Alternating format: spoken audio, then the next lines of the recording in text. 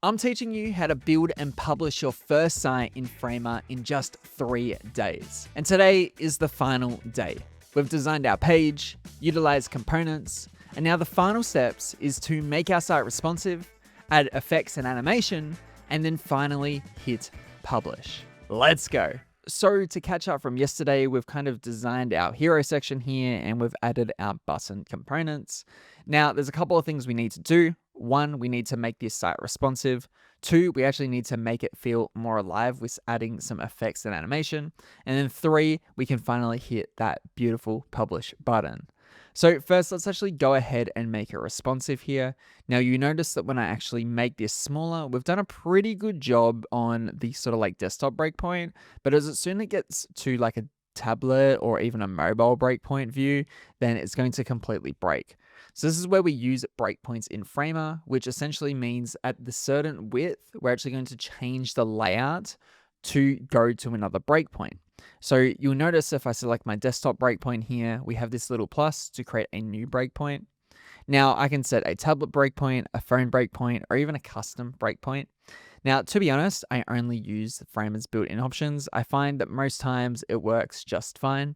And we actually want to work downwards. So I'm going to start by creating my tablet breakpoint. And I'm just going to start tweaking the styling here to look good on a tablet device. Now you will notice that some elements are overflowing.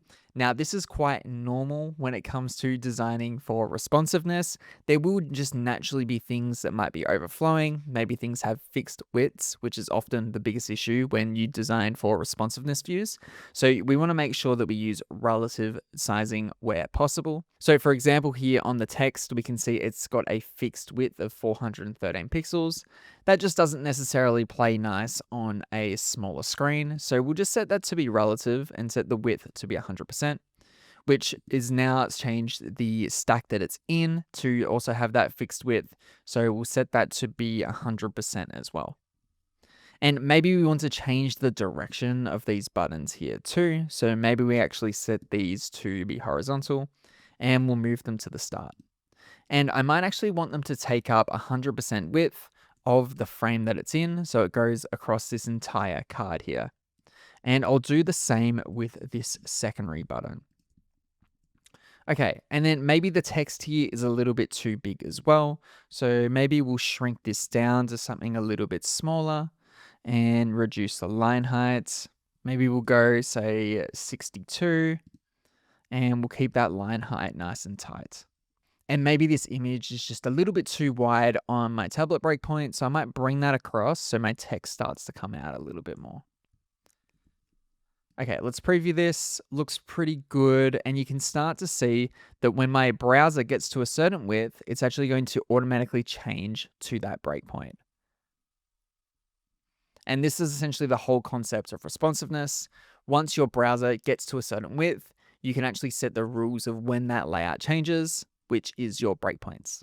So lastly, let's also design a phone breakpoint here, which we're going to have to change the layout completely. So on the image here, we actually want to set the width of this to be filled, so it takes up 100% of the space it has available.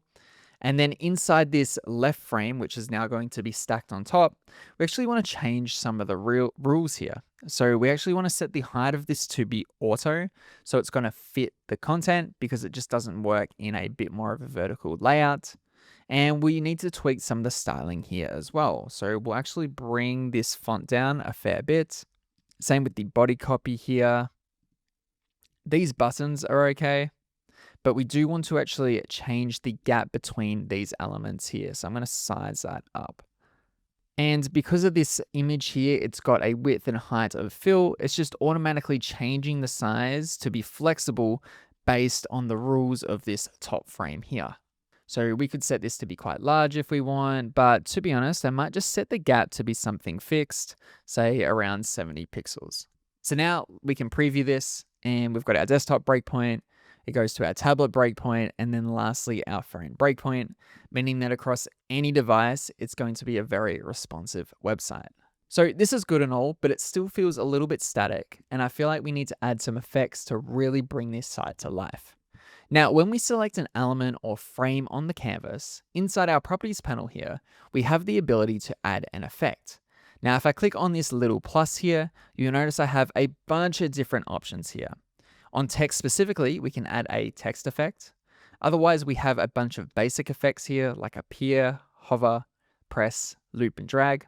And we even have scroll effects, scroll animation, scroll speed, scroll transform, or you can even apply an effect like a scroll variant on an actual component.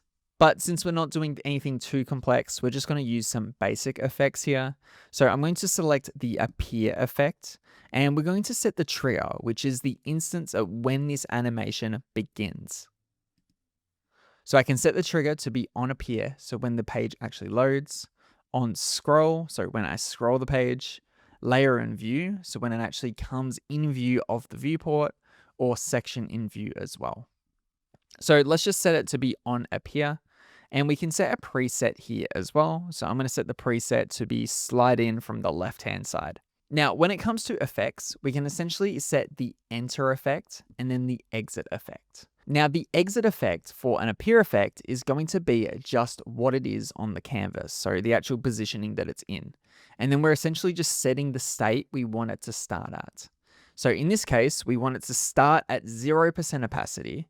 And we want it to start, say, 100 pixels to the left.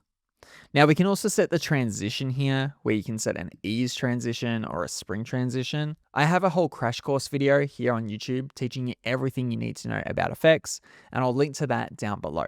But if you have seen that, you know that my go-to is just to go to a spring effect, go to physics, and change the stiffness to be 150. And you'll kind of start to see a bit of a preview here of how that might actually play out on this layer. So now when I actually preview this, you'll notice that the text now comes in from the left and my site's already feeling a lot more alive. And I can take this a step further and apply this to other elements on my page too. In fact, I can even right click a frame, go down to copy, and then go copy effects. Then I could select another frame here and just press paste effect. Now, I also want to add a delay on this second effect here so they start to like stagger in. So I might set a delay of 0.2 seconds. So now you'll notice that when I actually load this, the hero text comes in first and then the body copy. We might even do the same on this frame here, which controls my buttons. So we'll actually go ahead and paste that effect in here. And we'll increase the delay by an additional 0.2. So in total, we'll set the delay to be 0.4. Let's preview that. This is looking super nice. So let's do it one more time just on this image here as well. So I'll go ahead and paste that effect. And let's set the delay to be 0.2 as well. So now I preview this. Now maybe this needs to come in from the right-hand side. So I'm just going to change the offset here. And then let's preview that. And just like that, we actually have a website that actually feels a fair bit more alive thanks to some subtle effects in Framer. So the next step is to actually publish our website. But before we press that beautiful blue button, there's one more thing we need to do. Now, if you head to your site settings, which you can find at the top of your page here, you can actually configure everything you need to do before you hit publish. So you might want to set your site title. So I might call this My First Website. And you might want to even add a site description. You can even add your fave icon and your social preview. So you can really make sure that your site's going to be discovered by SEO. You can also set a custom domain here as well if you're ready to go live, as well as select a Framer plan. But once you're happy with all that, you can simply click on publish. And just like that, congratulations, you now have a site on the internet. And that's how you build and publish your very first site in Framer. Now, if you enjoyed this video and you want more Framer videos just like it, consider subscribing to the channel because we're putting out new Framer tutorials every single week. And if you're interested in mastering Framer, like truly mastering it, feel free to check out my A to Z course on Framer called the Ultimate Framer Masterclass. And if you want the absolute best Black Friday deals for Framer on plugins, courses, and templates, go to insertframe.io/Black Friday. But until next time, I'll catch you later.